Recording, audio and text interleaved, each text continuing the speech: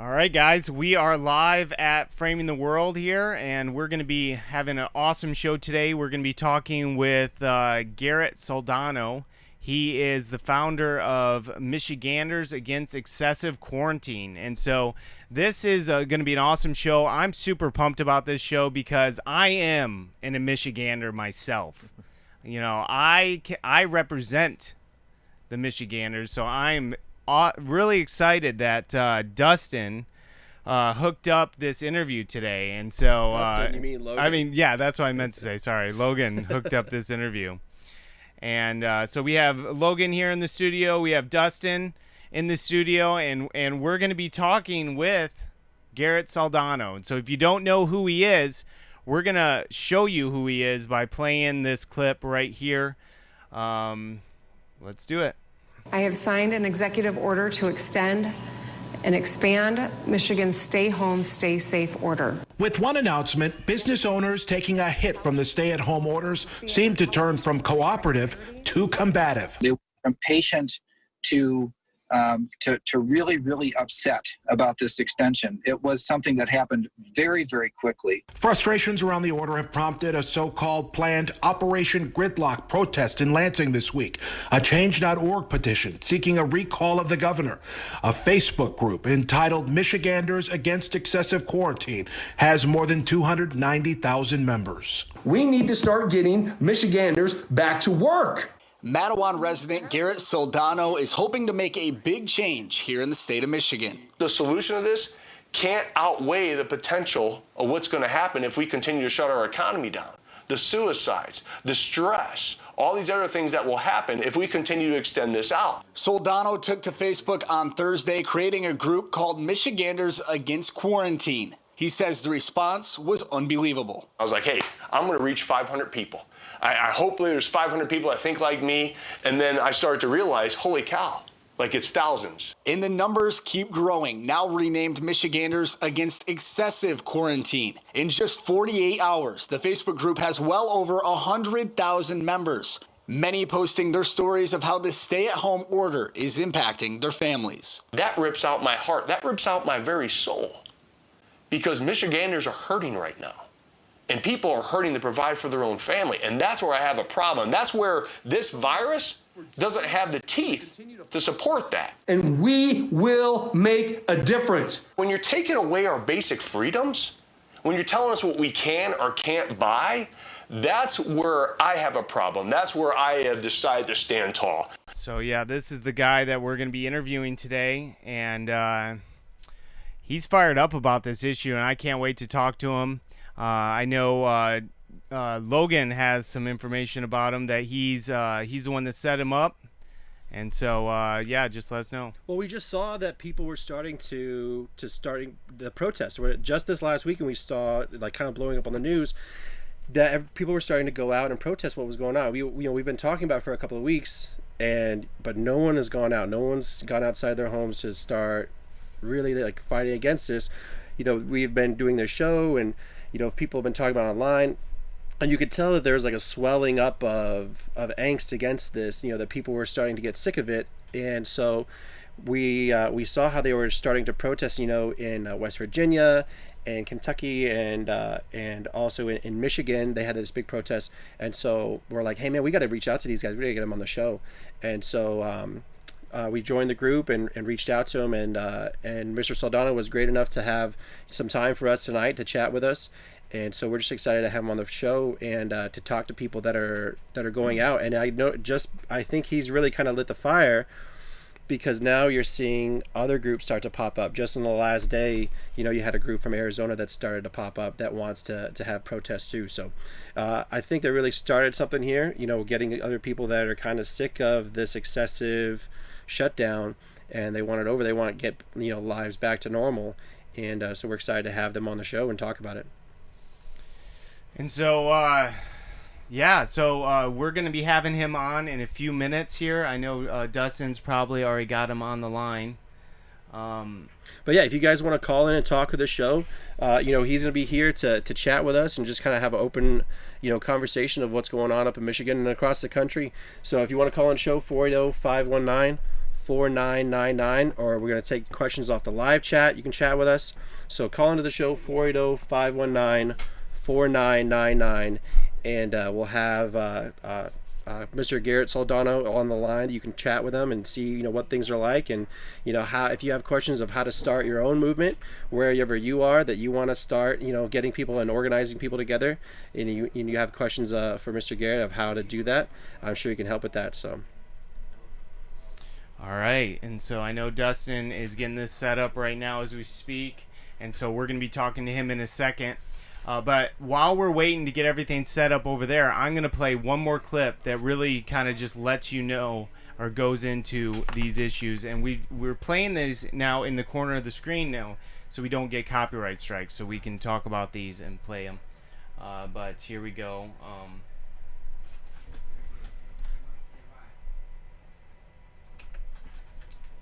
Thousands of protesters fled the Michigan State Capitol over the governor's stay-at-home order. Listen. Instead of looking at essential and non-essential, let's start looking at what's safe and unsafe and start getting people back to work. Quarantine is for the sick, not for the healthy. It's time to open up. We're going to take our liberties and we're going to keep them and we're going to fight for them. Judge, these restrictions are ridiculous, and thousands of people came out to protest. Does it surprise you?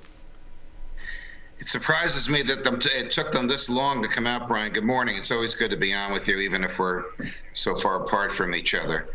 This is a blatant violation of the Bill of Rights, a blatant violation of freedom of assembly, of your right to purchase a product that you decide is essential. If you go to a big box store in Michigan and you decide, instead of buying cereal, I want to buy grass seed, instead of buying paper towels, I want to buy a garden hose, you have violated the governor's executive order, and theoretically, because she's threatened to do this, she'll shut down the big box store because they sold you grass seed and a garden hose instead of cereal and paper towels.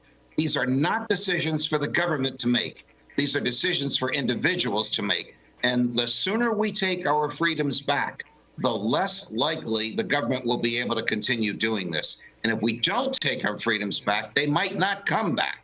Here in New Jersey, the governor boasted to Tucker Carlson last night, the Bill of Rights is above my pay grade. The Bill of Rights is above your pay grade. You took a solemn oath to preserve, protect, and defend the Constitution of the United States, which includes the Bill of Rights. When these governors try to write law rather than enforce law that the legislature has written, they violate the federal Constitution, they violate the state Constitution, and in the case of Governor Murphy in New Jersey, who says the Bill of Rights is above his pay grade, that's the felony of misconduct in office. It's an impeachable offense for a governor either knowingly or negligently to crush civil liberties, as these governors have done. All right, so we just heard what's happening here in Michigan, and it's happening in different levels all across the country. So we've been waiting to hear when people are going to start kicking back against these lockdowns and these quarantines. So what we have tonight for you, friends, we've got Dr. Garrett Soldano. He's actually, we've been waiting for people to step up. I personally haven't been motivated to do it. It doesn't seem like it hasn't been in my heart to do it, but I've seen the need and been waiting, and it looks like Michigan has gotten an answer in Dr. Garrett Soldano. Now, Dr. Soldano is a chiropractor, he's an author, he's a husband, and he's a father, and somewhere along the line, he decided to start a Facebook group expressing his frustration with this quarantine, and it's called Michiganders Against Excessive Quarantine. Dr. Soldano, thank you very much for joining us. Please tell us what's happened in the last couple weeks with you. For having us, especially tonight on a Friday. It's been fantastic. And yeah, we've only been operational for 1 week and 1 day. And what happened was, and this is why I always start off with every single person I talk about, we're not against quarantine. We never were. We're not against it. We're against the governor using her executive orders to take away our constitutional rights as Americans. And when she brought down the hammer last Thursday, around 4:30, when she basically what you heard the judge just say, take away our right to go places, take away our right to what we can and can't buy, to basically treat us like children. And I was frustrated. And a lot of people, I didn't know there was a lot of people out there that were thinking and feeling the way that I was. So I started that group out of frustration for me to vent a little bit. And that night we had something like 800 people. And I was like, wow, there's 800 people that think just like I do. And then I woke up the next morning, it was 8,000. And then we start growing to over 100,000, to 200,000. Now today I just looked, we're almost up to 360,000 like-minded individuals who are fed up with governors taking away their constitutional rights. And so we started this, and now Michiganders, they have a platform. They have a voice to go on here and voice their concerns about what's going on. Now, I've seen some of these protesters in, I think it's downtown Lansing, and looks like they've gone to, I don't know if it's the State House. When did that happen, and were you involved? Are you guys doing any kind of, what's the word, where you're promoting or organizing any types of protests, or what are you guys actively doing? So what happened over the last week or this past Wednesday was called Operation Gridlock. That was from our brother and sister groups that they've been around for a long time. They're the ones who organized it and put it on, and obviously it was very successful, got a lot of national attention. I'm proud of all those people. I mean, this is what the media drives, right? Whatever they're going to show on the news is usually going to be negative. And so they showed the 100 or so people that were out, walking around with flags and stuff like that. But they were missing the tens of thousands of people who stayed in their cars, who were just fed up, with having their hands tied behind their back and having their rights taken away. And one thing that we have right now is a governor that leads with fear. There's no hope. There's no inspiration. There's not a plan yet. And I really feel that she's going to get a plan this week and hopefully give us some good news next week to slowly loosen up her grip, right? But what she said about that political or the Operation Gridlock, it was a political rally, she said. And it wasn't. It was men and women. It was Michiganders. It was Americans standing up for their constitutional right just for a small amount of time. And I'm proud of every single one of those people. And for her to go on there and say it was just a political rally, she's really missing the point. She's almost tone deaf with what's truly going on right now. And that's what happened is not only tens of thousands of people that operated their constitutional rights and fall through with them, but there's over 350,000 people on our group that just put the governor on notice. And so a true leadership isn't somebody who leads with fear. I mean, that's how she led her press conference yesterday. You guys probably didn't know this, but she went on there and started off with a story of somebody, a Michigander, who went up north skiing and got COVID, got over it, but he was talking to Donald Trump. He says, and I think I might have gotten it from touching a gas station pump handle. And to lead that into your press conference, to keep people in fear, to put in people's minds that they may actually go out there and touch something and that they may die of COVID, that's not leadership. That is keeping people in fear so you can control them. That's not leadership. That's submission. That is not American. That's tyranny. That's tyranny, guys. And so this group is starting to give us a voice, and people are starting to listen. We have thousands and thousands of members that join every single day. And so I get on here and I get on these interviews to let people know that this is a bipartisan group. We do not care if you're a Democrat, Republican, Libertarian, or Independent. We do not care. We care about the constitutional right. We are not a hate group. We are not a violent group. We promote happy, peaceful protest. We are nonviolent. And so what's going on right now is you're seeing people actually take a stand. And Michigan is boiling over to other states right now. And unfortunately, the only person that can to take that pot off that boiling or take that pot off that heat is going to be the governor. She's holding the lid right now, gentlemen. She's holding the lid. If she refuses not to allow some of us to get back as safe and as fast as possible, and she puts that lid on, I don't know what's going to happen. I really don't. Is she up for re-election this cycle here? No, I think she had 2022, I think. Okay. So, all right. Well, so are there other states do you know of these types of groups appearing in other states? Do you know, is there a coalition happening of like-minded people? Yeah, I mean, they're starting to open up everywhere. Mm-hmm. And so when you asked me that question before, is like, what's our plan? Well, phase one of this plan is to get Michiganders back to work as safe and as fast as possible. Okay, we're not promoting to open up the whole state at once, but I'm going to give you some stats. This is kind of the gravity of the situation. What you're going to hear is it's not that big of a widespread problem in Michigan right now. So right now, as of Wednesday, and these are a few days old stats, but 27,001 cases of COVID, 83.5%, guys, 83.5% or 22,410 cases come from only 3 counties. Macomb, Oakland, and Wayne. The other 80 counties in our state have 4,591 cases. That's it. And if you look at the deaths, we're approximately 2,000 deaths. And it's horrible. We feel very bad about the people who have died with this virus, the people who have this virus, and the friends or family are going through these troubling times, right? But the solution, the cure, cannot be worse than the problem. Because if you look at the deaths, 3 counties have the majority of the deaths, almost 1,467. And the other 80 counties have 301, or that's 3.7 deaths per county.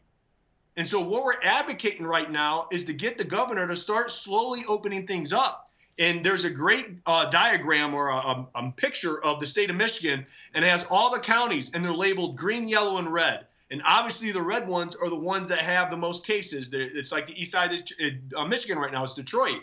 The other counties are green and yellow, and the green ones don't have a lot of cases. So doesn't it make sense to start getting landscapers back to work, right? To start opening up things slowly and then analyze the data. That's what I always say is look at the data, analyze the data. The data doesn't lie. And so that's what we want her to do is just slowly start to test things out. We can't stay quarantined forever. We can't do that. And what's going to happen is right now is what I'm afraid of is all the mental health.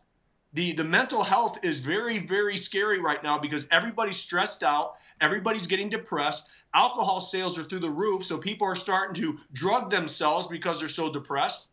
And we all know what happens when people get depressed, right? Increased suicides, increased domestic violence. We have neighbors calling on each other because they're not doing the 6 foot radius rule, right? The 6 foot distancing.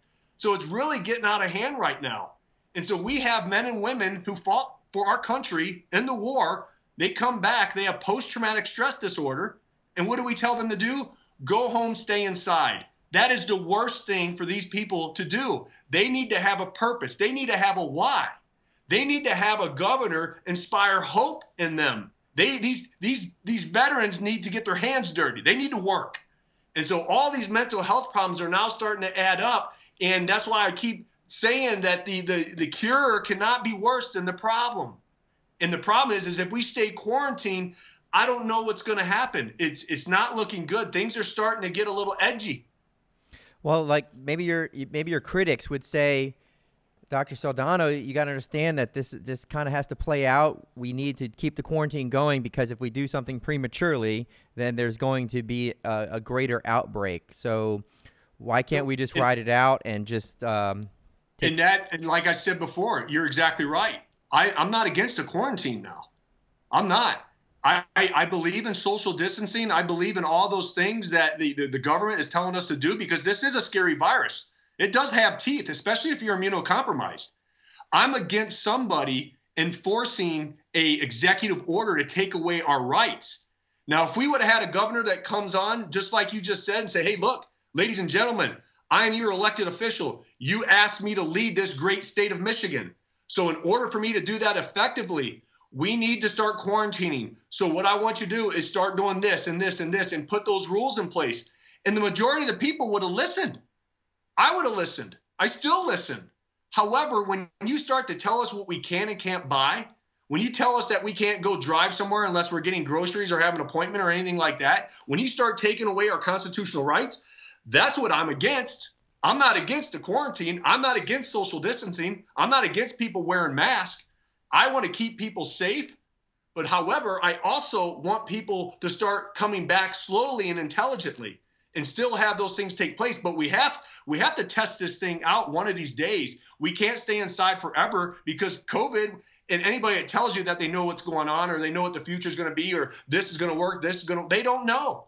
What this is one big scrimmage for us to analyze the data after all this is done and then review it. So the next time something comes through, because it's inevitable, it will, we can be better prepared for it. However, COVID will probably come back this winter, new and improved. I don't know. I'm going to leave the medical professionals to deal with that and have those arguments about it. Quarantine is not going to cure the problem, right? It's not going to cure the virus. The virus is going to run through. The odds are that you are probably going to get it. So it's so important, especially with the mental health stuff that I was just talking about, is to make sure that your body's an environment of greatness. We have to start taking better care of ourselves.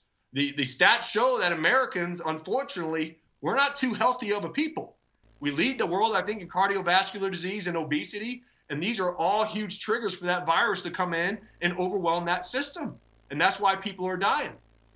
Do you think that after those protests, what do you think the outcome of that was? Do you think it was something that do you think the message was heard, or do you think that just created a greater stern position with the governor and with the leadership in Michigan and federally?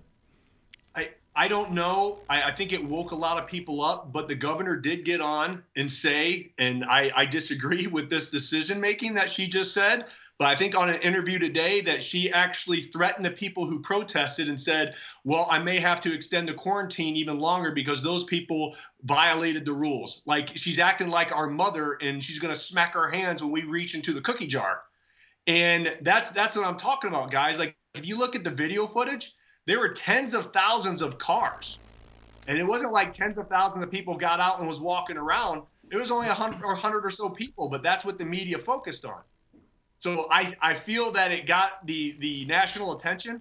I feel that Michigan is now boiled over in other states. And people are starting to look at the data and start to realize, say, hey, look, there's a 98% chance of living through this. 98%. As of right now.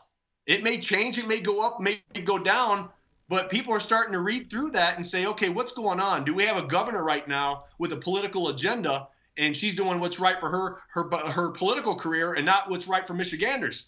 That's where I have a problem with it. I have a problem with that type of leadership. Leaders should bring out the best in people by inspiration and passion. They shouldn't use executive orders to make people go into submission. I don't agree with that. It seems to be almost a criteria now to be in political office is that you're willing to take that ticket, you know, and to sell out the people that voted you into office so you can move your career forward. It seems to be a very common thing, and that type of leadership, you know, it seems almost like it's leadership in name only, where they have a position of power, but they're not going to do what's best for the people as much as they're considering themselves. If you're just joining us, we're here with Dr. Garrett Soldano. He's in Michigan. He created a Facebook group called Michiganders Against Excessive Quarantine. You're watching Framing the World live.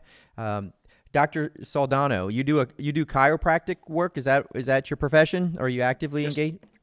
Yes, sir. I love my job. And has that taken any hit? Have you closed down because of the shutdown and quarantine? No, we are only allowed to take emergency patients, meaning anybody that will have to go to the hospital, we can see them. Okay. So we've been open, but obviously our business is taken a huge hit. And I do have obviously a lot of haters and trolls on our group, and they went out and just lit me up in my reviews, and they've called me horrible things. You know, and I laugh at some of them, like somebody called me a pine cone head, and I'm still trying to figure that one out. I don't know if it's because of my haircut or what else, but, you know, and some of them are funny. You know, somebody called me a pervert today, which I laughed at. But the ones that hurt is when you're calling me a Nazi, you know, and somebody compared me to the guy who blew up the Oklahoma City building. I mean, that stuff's not, wow. I mean, that hurts. I mean, I'm a human being. You know, here's a guy who has 0% interest in running for office. I don't want to run for office. And now my life is entirely changed ever since this happened a week ago. So I don't know what my future holds. You know, I wish I could go back and be what I was and have the life that I had, but I don't think that's going to happen. And going forward, you know, I always say, if you want to make God laugh, you tell him your plans. And God's laughing at me right now, because if you would have told me 8 days ago I'd be interviewing somebody or getting interviewed by somebody on a YouTube, I wouldn't have believed you. I would have laughed. So that's kind of like where I'm at. So April 30th, I think, right? Is that where we are? April 30th. That's pretty much the point, isn't it? Is that where everybody's looking forward? Like once April 30th hits, if May 1st rolls around and we're in the same place, do you think there's going to be like a powder keg situation? And that's what I'm trying to prevent. Yeah. You know, we're trying to get our voices heard, obviously, so it doesn't get to that point. Because people are funny when you take away their constitutional rights. They truly are. And so it is a powder keg, and that's why I call it. It is a pot of boiling water right now. And the heat is up, and the governor's holding that lid. And she has two choices. She can do what's right and start having a plan and inspire hope and start getting people slowly and safely back to work. And that's why the senators gave us a survey, a bipartisan group that started with it. They're developing a plan. They're supposed to already put this plan on her desk by tonight. So the senators, bipartisan group, have put together a plan, and they gave us a survey that the senators developed, and we shared it on our group, The Power of the People. And I think in less than 48 hours, we'd had over 20,000 responses. So they got to see all this data, and the majority of the people wanted to do what? They want to go back to work safely, but they want to start having a plan to go forward. So I'm hoping she gets this plan tonight. We'll review it, and I'm praying on Monday or Tuesday she comes to her press conference with a plan for all of us to slowly and safely get back to work. And just like we were saying with the trolls and everything else, like, you know, I have a thicker skin now than I did 7 to 8 days ago, that's for sure. But it's all about standing tall for something. And the people who truly know me, that know who I am, they're behind me 100%, but they also realize and know that I'll never quit. I'm not the type of guy that will quit. I will keep going and blazing a trail and make it so freaking wide that everybody will be humbly following if they are against us, okay? And I won't quit on my people. I have to look at my wife in her eyes. I have to look at my kids in their eyes. I have 360,000 people on my group right now. I have to look at all of them in their eyes. I can't quit. I refuse to quit. We will continue to stand up, and we'll continue to trudge forward with this thing because it's going to evolve into a political movement. That's what we're putting together right now. We're putting together a political movement because the next thing that we're going to go after these jobs are all taken care of, is those executive orders. No governor in these United States should have that power, because that's what I've been preaching now. Something else will come through our society, and we have to learn from this situation, and we have to make sure we do the right thing. We don't keep making the same mistake over and over and over again and expecting a different result. What's that called? That's called insanity. So that's the second phase of this movement, is we are going to go after the governor's executive order so she can't do this ever again. Well, I really commend you for taking a stand on this issue and talking out about this and starting this Facebook group. If you're just tuning in now, we're talking with Garrett Soldano. He is the founder of the Facebook group Michiganders Against Excessive Quarantine. And you're tuning in to Framing the World Live. We do this every day. We talk with different guests, and so if you're just tuning in for the first time, make sure to hit the like button on the video. Make sure to subscribe to our YouTube channel and follow us there. But Garrett, I wanted to get your take on a clip real quick. If you don't mind just listening to this video clip and just kind of tell us what you think about what this lady says. Okay. What happened yesterday was inexcusable. People did not have masks. They did not have gloves. They did not distance themselves. They had Confederate flags, swastikas. They blocked an ambulance trying to get to a hospital. Bringing hate and fear into a time that is already full of fear and anxiety is just unacceptable. There were people barehanded handing candy to children. What they did was to help spread this disease around the state more, most likely, not contribute to the mitigation, and it just made me sad. Yeah, I saw that clip too, and here's the thing about the media, right?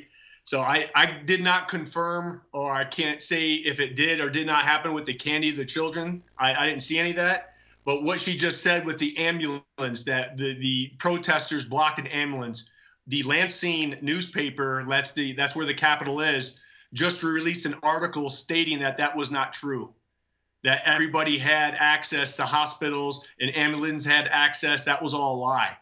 And so that's the media fear, right? That's what they do. And again, it was tens of thousands of people who stayed in their cars that were practicing social distancing.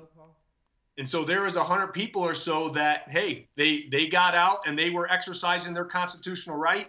And if they want to wave that kind of nasty flag, that's up to them. What you say, the swastika flag? Is that what she said? What kind of flag was it? Yeah, that she did say that. Yes. Yeah, I mean, I don't agree with that. I don't like people waving. No. I'm sorry. You're right. The Confederate flag. I'm sorry. I've been so conditioned. She did say the swastika flag. Oh, she said, yeah, she made that claim. She said the swastika flag. Oh, okay. And the Confederate flag too, man. That's touchy. I wouldn't wave that. Why don't you wave the American flag? Be proud of that flag. Wave that one around. So the flags. That's just my humble opinion. I'm always very transparent with everybody and what I say and what I do. But yeah, unfortunately, you're going to get some of the people that exercises their constitutional rights to wave whatever flag that they want. And if they believe in it, that's on them. That's not our belief, and that's not our group. That's for sure. We're not a hate group. We're not telling people to go around and spread the virus. Heck no. We tell everybody to follow the recommendations. The only thing that we're standing for right now is that our constitutional rights were infringed upon. That's what we're standing tall with.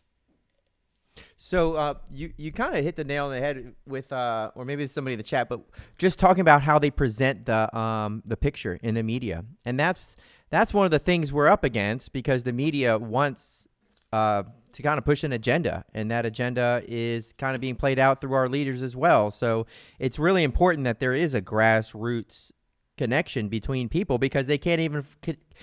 They can connect on social media, but they can't even connect in groups. We can't even have meetings. It seems like if we wanted to revolt for any reason, it's illegal just to come together and to talk about it. So some people have claimed that this is kind of like us being besieged as a people, where we're locked down and we're pretty much surrounded with our supplies limited, and people don't have the capability of going out and coming back in with goods in the form of going out and working. So it does almost seem like an act of war, and some people can take it that way. And it seems like the media is not acknowledging that. So I know you do have an agenda, right? Absolutely. They have their own agenda, and they basically put us to sleep, and now they're controlling us by what? By keeping us in fear. That's how you control societies. You keep them in fear. And so I don't really know how history is going to remember me and my fellow admins and moderators, who those are the true heroes, the people behind the scenes that's been sacrificing time away from their family and sacrificing their lives to keep this group up. They're volunteering their time. We don't get paid. We don't get anything. This is all voluntary. So these people are the true heroes. And I don't know how history is going to remember us as tyrants or patriots. I believe in my heart and soul that what we're doing is right. And I believe it's going to be the latter. I think we're going to be remembered as patriots, and that's where I'm hoping that happens. Well, I know that you said that you were short on time, so I don't know if Paul has another clip that he wants you to hear. Paul, do you have that lined up? Yeah, and so there's actually sheriffs in Michigan that are standing up against these executive orders, and so I just wanted to play a clip real quick that touches on this, and then you could respond to the clip. The sad irony here is that the protest was that they don't like being in this stay-home order, and they may have just created a need to lengthen it, which is something that we're trying to avoid at all costs. Actually, that was a different clip. But that was the clip I was talking about, that she blamed it on the protest. That was the one I was talking about. That is crazy. Yeah. So she's saying because of the protests that now they're going to extend the stay-at-home order? She threatened, yes. That's what she just did to those people who basically exercised their constitutional rights. And the majority of them, 99% of them, stayed in their cars. But again, they're focusing and saying that it was a horrible big protest and they were all, in violation of the quarantine, and they weren't. So that's the stuff that drives us nuts on our group, because people are starting to see through her lies. People are starting to see through that. The truth is getting out there. The truth sets us free.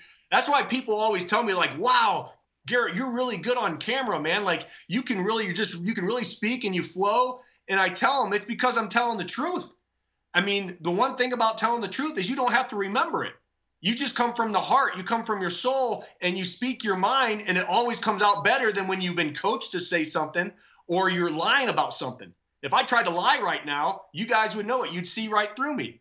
But when I'm telling the truth of what's going on, because the data, all this stuff that's going on, people are slowly starting to awaken themselves. You ever seen the movie The Matrix?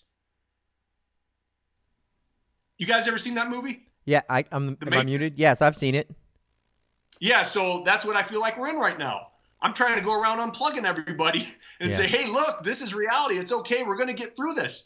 There is a beacon of hope down the road, fellas. I mean, it's bright. It's getting brighter every single moment. We just have to continue to go forward with it.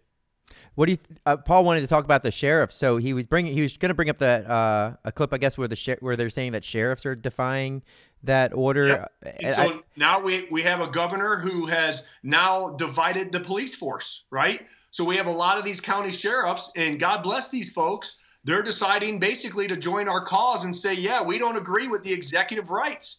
They don't, because because they took an oath to swear to uphold what?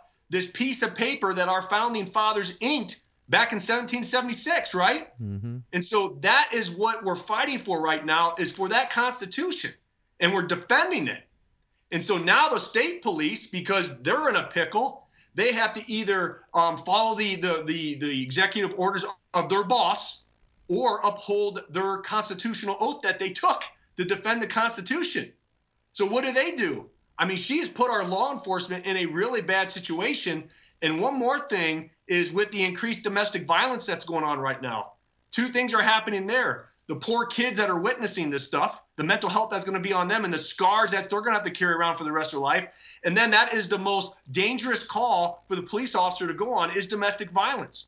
That's the one where most of the police officers may or may not get shot, because it's a violent altercation, and everybody's all upset when they go on those calls because the couple's obviously fighting. And so we have put police officers in danger because the domestic violence is going up. Wow. I don't want to go too far. I know you said you had other engagements this evening, so I don't know if it's if we got a few more moments with you, but if there's anything that you would recommend, because we're broadcasting. There's people listening in Europe even right now, so we're on YouTube, so we got listeners everywhere. Some are from Michigan, and we recommend anybody in Michigan, if you're against the excessive quarantine, just go ahead and join that group. There is a questionnaire that you have to, and that's part of that. Is that what you're referring to? That quick survey? Is that something that? Nope, the survey's done. The question is just to kind of weed out some of the people who don't belong on there and try to eliminate as much of the trolls as possible. And here's the thing, guys, and here's what I'm going to tell you right now. This movement is growing. We're building an organization now. We just talked to a constitutional lawyer today that's going to take us on pro bono. Great, smart individual. And this is going to be a national movement. So anybody that wants to join our group, remember, we're going after all the governor's executive rights, not just Michigan. We are building something very big. So if you want to be part of this new movement, if you want to be a patriot, if you want to be a part of a cause bigger than self, that's passion, you can join our group. We'll take you in, and we'll do it together. I'm glad you touched on that, because we actually had a call. Ruth from Grand Rapids called earlier in the show and was asking about the constitutional attorneys you were talking about. So you have signed someone up that's going to represent you guys? Yes, sir. That's Had awesome. to. Yeah, for sure. Yep. That's where my guy Kevin's going to make an announcement here right after we're done on Facebook Live to update, because that's what we want to try to do. We're very transparent. We want everybody to get on here and see what we're about, what our goals are, what our plan is. I mean, holy cow, I can't believe what we've been able to accomplish in only 8 days. Do you imagine what we're going to be able to do in 5 years? Yeah, absolutely. No, I think you guys are going to have a huge success and really going to take off. I mean, you have such a huge groundswell behind you guys. Ruth had another question on the health side of it. She said that you might be speaking with the functional health doctors that are speaking out around the country. Dr. Eric Marcuti. Have you talked with other doctors about to get their perspective, a health perspective of why you're doing this? Not yet, but we welcome all doctors, nurses, anybody that would like to join our group and be a voice. We would appreciate that. That's awesome. So, I said, we're very transparent. Yeah, if anyone wants to call into the show and ask any questions, our phone number is 480-519-4999. That's 480-519-4999. And we'd love to get to pick your brain and see what you think. And if you want to ask Garrett Soldano any questions about how you can start a movement of your own, do you have any advice of people that want to start? I just saw I think today or yesterday, Arizona started their own page against the shutdown. I've noticed these pages starting to pop up around Facebook that you guys have kind of been the tip of the spear for. Do you have any advice for people that want to start their own movement? Just start it. Act. Don't be afraid. Don't be afraid. And just go ahead and start it, and then start your own movement. And feel free to join ours, and so you can piggyback on ours and take ideas. We're about change, guys. And that's what we're trying to do, and that's what we're trying to influence, and it's working. We're getting national attention.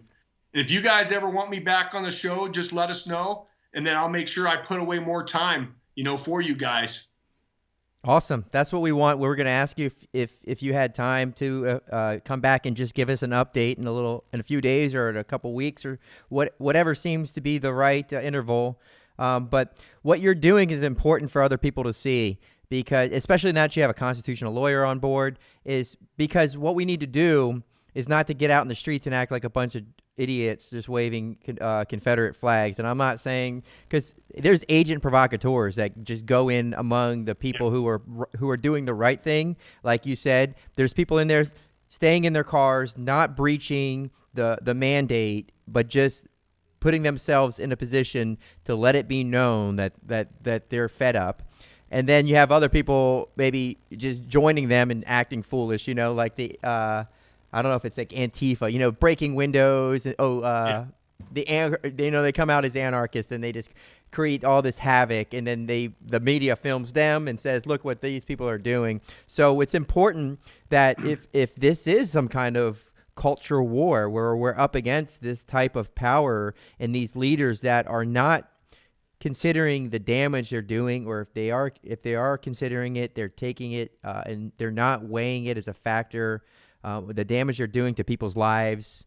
So we need to be able to move forward in a honest, righteous way and in order, without them having the claim against us that where they can come against us with excessive force. And this, I want to end with this, because I think this is very important. And I hopefully the governor will watch this, or somebody will share this to her. Just give us a chance. Give us a chance to follow through. We won't let you down. Start letting us get back to work slowly and safely, and we'll still follow the rules. We just want our constitutional rights back. And if you do that, I guarantee you, Michiganders, we'll stand tall and we'll stand up, but we'll do the right thing. Just give us that chance. Thanks, guys, for having me. God bless you. Thank you very much. We really appreciate your time and your sharing your words. Yep. Thanks for coming on. We'll appreciate connect in it. a few days. All right. Thanks so Sounds much. great. Guys. God bless you. Bye-bye. All right. What I was talking about earlier was the clip about the sheriffs, and I wanted to play that real quick. It's a longer clip. It's about 3 minutes. So we're going to play that clip and talk about it as it's playing, because it's a pretty important clip. But before you hit that button, I just want to remind everybody who we were just talking to. We were just talking to Dr. Garrett Soldano. He's a chiropractor in Michigan. He's written a book. I think it's about health. I forgot what it was. I haven't read it, but I looked him up, and he's got a book, God's True Law: A Parent's Guide to Successful Children. So, he's got his priorities straight. He's a father, he's a husband, he's a doctor, and he just wanted to bring people's focus together when it came to what he sees as excessive quarantine. He's not against quarantine. He can see the value of quarantine in the face of an outbreak, but there are limits to what is reasonable, whether it's the restrictions of people's rights, people's ability to go to the store and buy certain goods, or whether they can continue to work and earn a living and those types of things. There's lines that many people feel have been crossed, and Michiganders have joined his group called Michiganders Against Excessive Quarantine. And there's 350,000 people who've joined that group on Facebook in the last 8 days.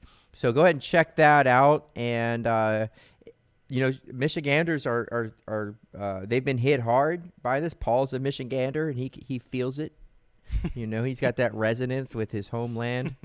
So you can take the boy out of Michigan, but you can't take the Michigan out of the boy. So we just spoke with Dr. Garrett Soldano, and it was really nice to talk with him. So check him out there on Facebook, and go ahead and follow that page. You're going to have to answer a few questions, but I think I want to follow and see what they're going to be doing, because I like his viewpoint. I like his he's got the right attitude. Well, what's happening in Michigan right now is really, really interesting. And so I'm going to play this clip right now. And what I was talking about earlier is how sheriffs, I think there's 4 now sheriffs that are not going to follow the orders, the executive orders by the governor. And so this is just a clip of one of them. So one of the things that is a fallout of this whole order, and our number one priority is to protect the people, right? But one of the issues that we've been having is people calling 911 or calling our office and saying, hey, my neighbor should only have 2 cars in their driveway, but they have 3. And we need you to go over and check license plate numbers and go to the door, check IDs, make sure the addresses on the IDs are matching the address where you're at. And if they're not, then you need to tell people to leave. And I think that's a bridge too far. We're being asked to go on people's private property on anonymous tips and remove people from homes. And I think that's a bridge too far. Yeah, that's crazy. Where do you draw the line between what is actually going to protect people and stop the spread of the virus and policies like this that you think could be violating people's constitutional rights? Because that was their argument at the Capitol earlier this week, that they showed up, a lot of them without masks. They were there in force, and they said, I had one of them tell me they're more scared of the governor than the virus.